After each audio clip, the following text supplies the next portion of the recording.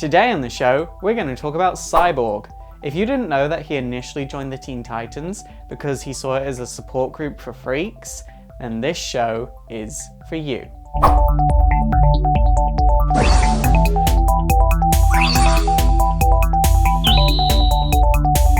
So Cyborg, or as he's more commonly known, Victor Stone, would first appear in DC Comics Presents number 26 in the October of 1980, meaning he first appeared just a month before his adventures with the Teen Titans began. So Victor was the child of a pair of scientists who performed all kinds of experiments on him in an attempt to enhance his intelligence. And obviously Victor wasn't too happy about this, and over time he began to resent his parents. Eventually he would meet a boy called Ron Evers, and the two of them would get into all sorts of trouble with the law. He'd also start doing activities that his parents didn't exactly approve of, like athletics. And he'd also end up in a street gang fight and wind up badly injured. Victor did have a very good moral compass, and all things considered, this allowed him to lead a relatively normal life, which is really good because it actually led him to refuse in taking part in his friend's racially motivated terrorism, which is a very good thing. Eventually, he would visit his parents' workplace at Star Labs, and this is where his life would change forever. You see, Victor's parents were doing experiments in dimensional travel, and out of nowhere, this giant jelly monster would appear, and it would kill Victor's mother, then turn on Victor and mutilate him beyond recognition. His father would then force the jelly monster back through the portal from whence it came and would outfit his son with various experimental prosthetics, and this led to him becoming Cyborg. As the equipment was very much in its early stages, it really wasn't inconspicuous at all, so it was very obvious that Victor was now part man and part robot. This event ruined Victor's life. You see, he was no longer allowed to take part in any athletic events. Because he was in medical care for so long, his grades just totally diminished, his girlfriend rejected him, and then his friend would manipulate Victor's suffering in an attempt to start terrorist attacks. These terrorist attacks were the last straw. Victor would deck out his robotic parts with weapons and battle his friend and stop him. Eventually Victor would join the Teen Titans, not really for the opportunity, but more for the company that the opportunity came with. This being said, Victor is one of the longest running members of the Teen Titans. While Victor has been with the Teen Titans, he has been destroyed, put back together by an alien race, had his humanity taken away from him, had his humanity given back, had his soul put onto a floppy disk, had his soul put into another computer, had his soul put into another robot. A whole mess of things has happened to him. Really, since Cyborg lost most of his organic body, he always had a problem with his humanity, which is kind of understandable because he's almost run like a computer now. He would actually go through so many upgrades that he would begin to run like a computer, he would lose all of his quirky mannerisms, and he was more robot than human. Eventually, a being known as Technus would come to Earth in a search for knowledge and to catalogue the entire universe, and the Titans would actually be the ones that stop him from assimilating Earth. Eventually, Technus would find that Cyborg was essentially a walking computer, and he would also find that Cyborg wanted his humanity back. So Technus basically told Cyborg that if he sold his soul, he could have his humanity back. It actually turned out that Technus wasn't one being, but a collection of thousands of beings that all just wanted to collect the universe. Cyborg would become Cyberion, leave with Technus, and Technus would become his family. Technus would eventually be destroyed in battle, and this would change Cyborg forever because he essentially lost his second family. Cyborg's now returned humanity would be lost once again, and he would just wish to be his old self. Beast Boy had actually accompanied Cyborg when he left to go across the universe with Technus, but now that Cyborg was a computer once again, Beast Boy lost faith in his best friend and would just leave to go back to Earth. This actually leads up to an event called the Technus Imperative, and it would include every single member of the Teen Titans to have ever existed. I'm not going to get into this event now because it's more important for the Teen Titans as a whole than it is just Cyborg. But what's important for you to know about Cyborg in this event is that his soul would be transferred to the Omegadrome suit and he would become Cyborg, the shape-shifting robot. The next time we would really see Cyborg was in the Graduation Day event, and here he would be promptly hospitalized and we wouldn't really see much of him at all.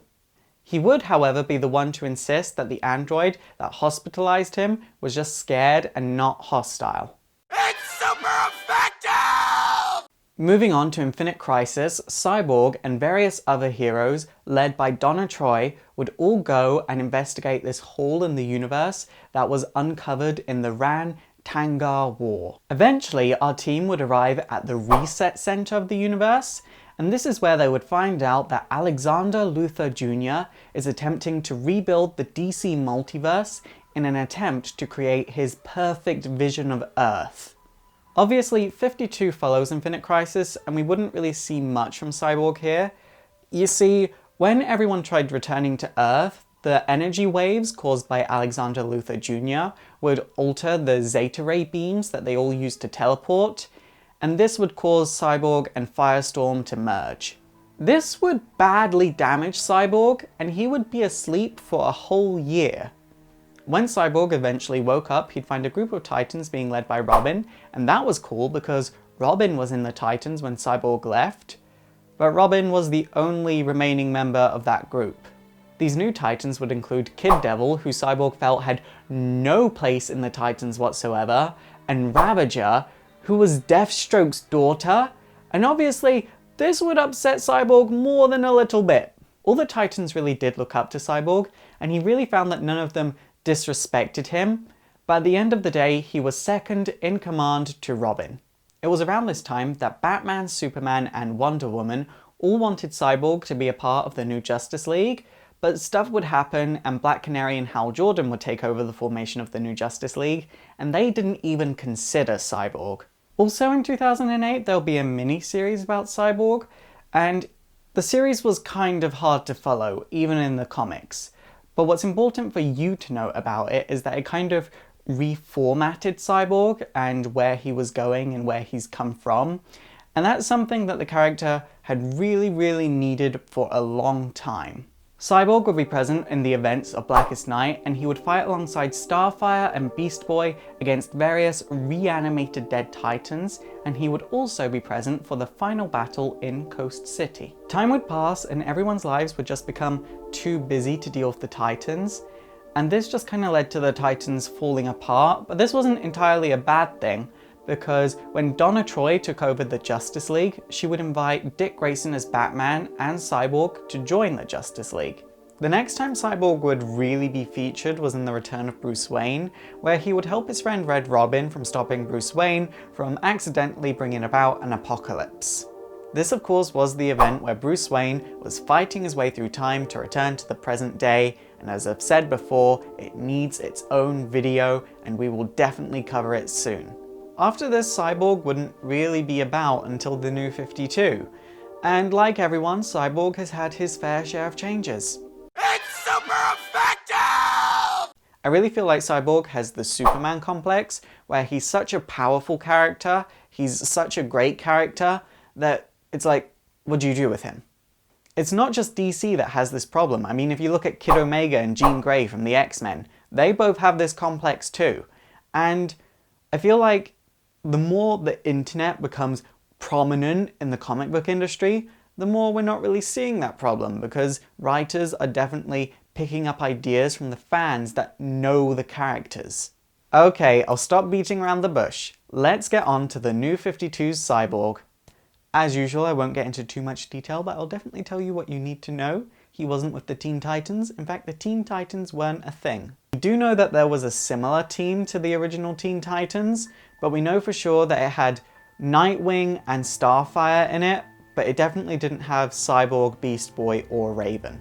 Also, keeping with the comics timeline, it didn't have Arsenal, it didn't have Kid Flash, and it didn't have Wonder Girl. Also, rather than being attacked by a giant jelly monster, a father box nearby detonated, and this is what mutilated him. And this actually infused him with the powers of the Father Box, and this actually allowed him to stop an invasion by Darkseid. He would soon become a hero and join the Justice League, and I really like him in the New 52. I think they're doing him justice finally. And I'll tell you why I think they can finally do this. He's not too powerful now. Before, he was way too powerful to be able to write. Like, you knew that the day was going to be saved if Cyborg was on the team. Now, he's just there. He's not too powerful. He's an easy character to write, and I think that's what he needed.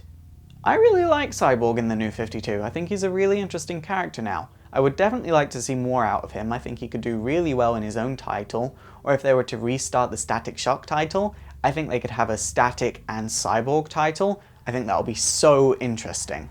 It's super effective! Okay guys, that is it for today. If you think I missed anything majorly important about Cyborg, please let me know in the comments down below. And also, if you want to see more comic book history, don't forget to thumbs up and subscribe. My name is Faust, this has been Exploring Comics, and it is super effective.